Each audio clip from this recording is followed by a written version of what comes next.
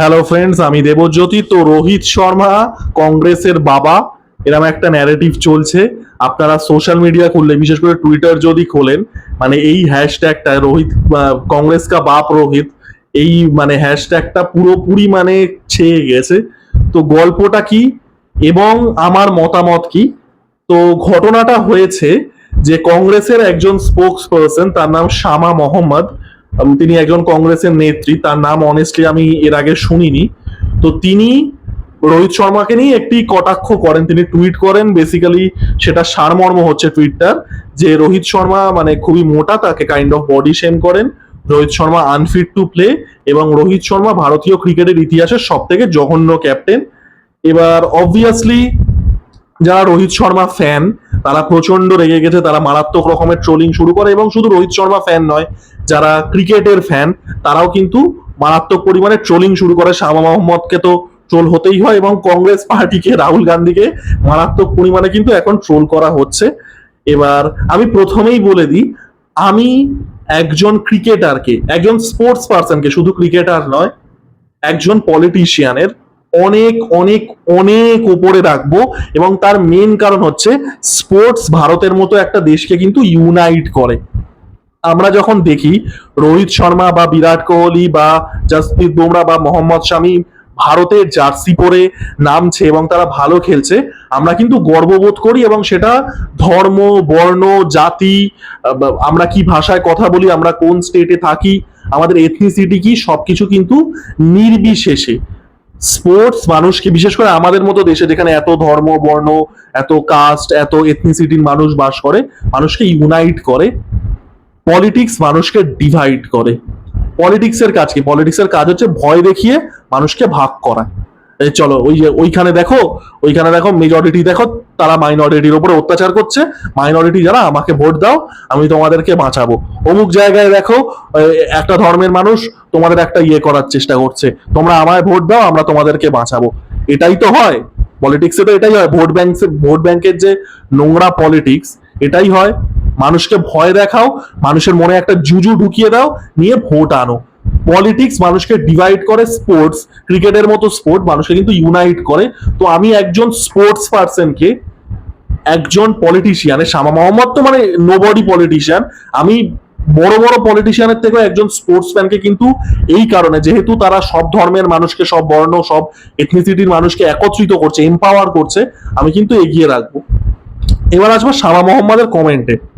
দেখুন, শাহ মোহাম্মদকে আমি এর আগে অনেস্টলি জীবনে নামও শুনিনি। আমি গুগল করে দেখলাম, শি ইজ ফ্রম কেরালা এবং she is like a spokes person of Congress.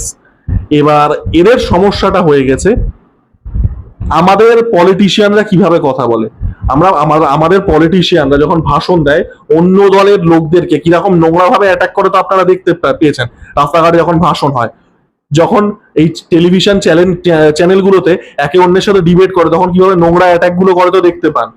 আর শামা মোহাম্মদ ওই কাজই করে। আমাদের দেশে কোন দলের পলিটিক্যাল স্পোক্স পার্সন হওয়া মানে তাই ওই টেলিভিশনে গিয়ে হ্যাজ নামা, অন্য দলের লোককে গিয়ে গালাগালি দাও। আমাদের ওয়েস্ট বেঙ্গলেও দেখতে পান।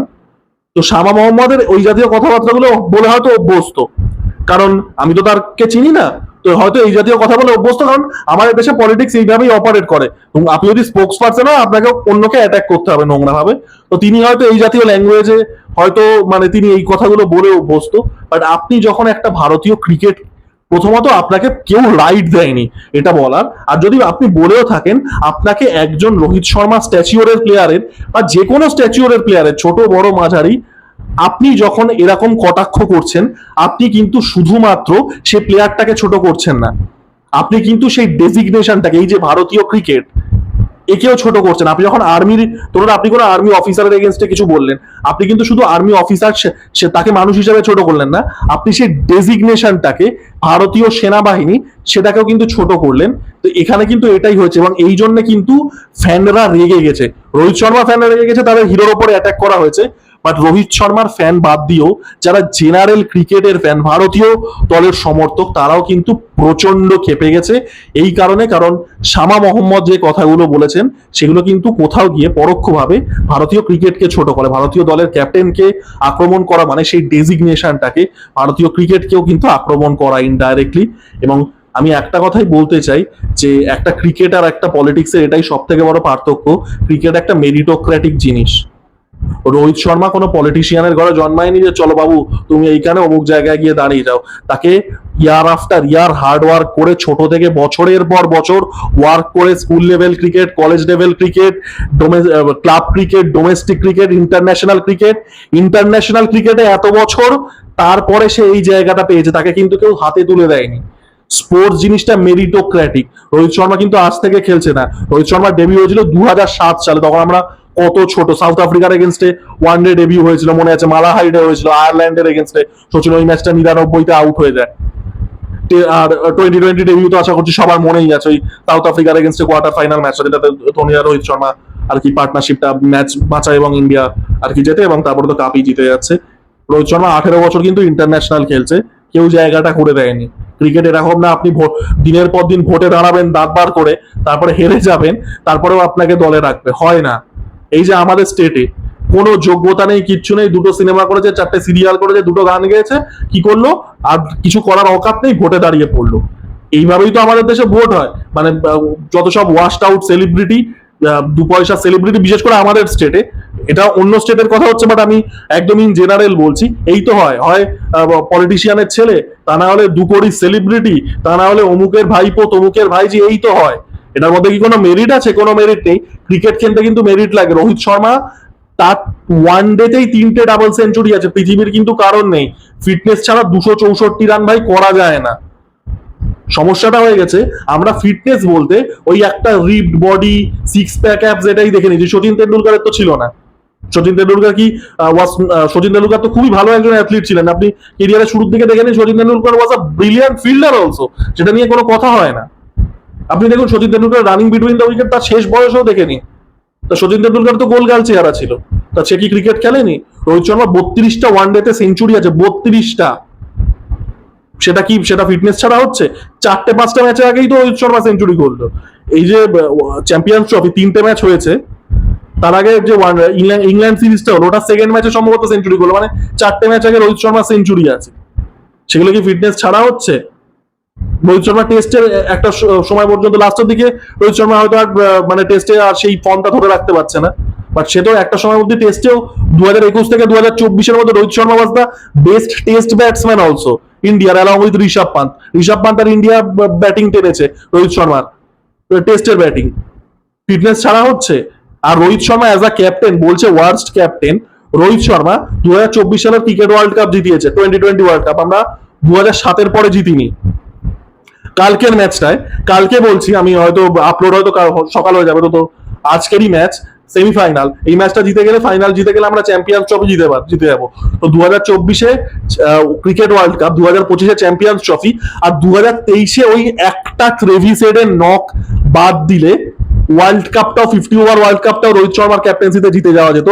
আমাদের সমস্যাটা হয়ে যায় একটা ম্যাচ এত ন্যারেটিভটা পাল্টে দেয়। আজকে যদি রোহিত শর্মা ওই ম্যাচটা জিততো ইয়েতে, আমেদাবাদে, যেটাতে মানে বিশ্বকাপের ফাইনালে, যেটাতে ট্রেভিসের সেঞ্চুরি করছে 137, একটা ম্যাচ এতটা পাল্টে দেয় না, এটাই সমস্যাটা হয়ে যায়। আজ যদি রোহিত শর্মা ওই ম্যাচটা জিততো, 23-এ 50 ওভারের ওয়ার্ল্ড কাপ, 24-এ 2020 ওয়ার্ল্ড কাপ, 25-এ হয়তো চ্যাম্পিয়ন্স ট্রফি, যেটা ধোনি করতে পেরেছিল 2007-এ, 7-এর টি20 ওয়ার্ল্ড কাপ, 11-এর 50 ওভার ওয়ার্ল্ড কাপ, 13-তে চ্যাম্পিয়ন্স ট্রফি, সেটাই রোহিত পরপর 3 বছর করে দিতে পারতো।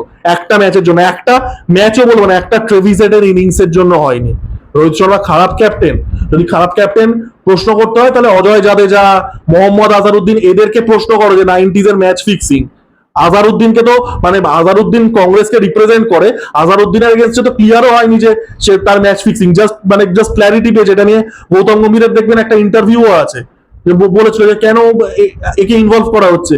এর এগেইনস্টে তো প্রমাণ হয়নি যে ম্যাচ ফিক্সিং করেনি, তার তো প্রমাণ হয়নি, সে তো কংগ্রেসকেই রিপ্রেজেন্ট করে। তো সেটা বলে দেখাও। আর যেটা বললাম, এই পলিটিশিয়ানদের কোনো সিরিয়াসলি নেওয়ার কোনো কারণ নেই। এবার এরা গালাগালি খাচ্ছে, এখন রোহিত শর্মার ফ্যানদের কাছ থেকে খাচ্ছে, যারা ইন্ডিয়ান ক্রিকেটকে অ্যাকচুয়ালিতে ভালোবাসে তাদের কাছ থেকে খাচ্ছে। শামা মোহাম্মদ টুইট ডিলিট করে মানে একটা ক্ষমা তো চেয়েছে।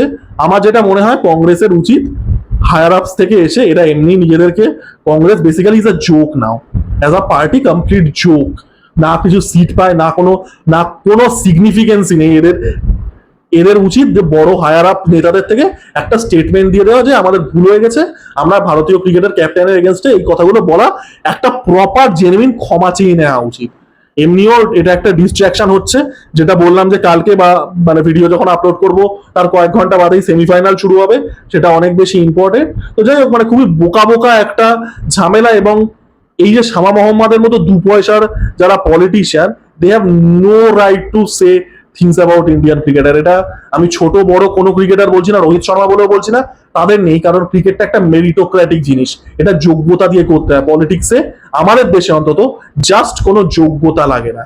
আর এদের আর যেটা বললাম, এদের যে সমস্যাটা, এরা এই ল্যাঙ্গুয়েজেই কথা বলে, স্পোক্স পার্সন পলিটিক্যাল কাজই হচ্ছে গিয়ে টিভি চ্যানেলে গিয়ে অমুক লোককে গালাগালি দেওয়া, অপরের অপোজিশন পার্টির লোককে ছোট করা, এদের ল্যাঙ্গুয়েজটাই এইটা।